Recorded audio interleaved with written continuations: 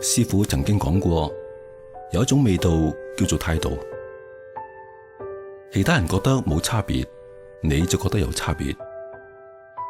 我都好想同師傅一樣，承傳呢種經典。每一個味道都係關鍵。家樂牌雞粉58年嚟9成香港廚師信賴，嚴選優質雞源，慢火逼出鮮香肉味，精細做粒技術保留純正雞鮮，就好似師傅教嘅，差咗少少就唔係經典。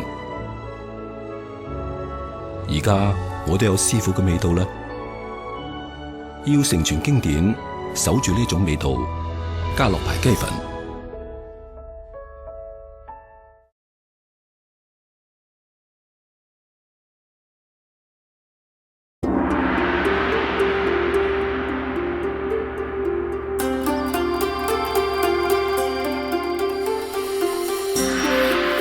大家好，我係李漢明師傅。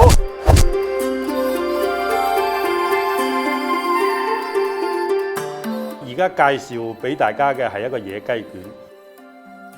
好啦，咁我哋將野雞卷呢就切成係圓圈，就8cm 左右，落油去入鑊，大約嗰個油溫係200度左右，屬於高溫。將野雞卷放入去就要慢油去浸。浸嘅過程係令到佢嘅野雞卷本身嘅油質嘅豬油質會逼出嚟，令到個口感係脆香。然之後大約係20分鐘，呢個野雞卷就金黃色就 OK 啦。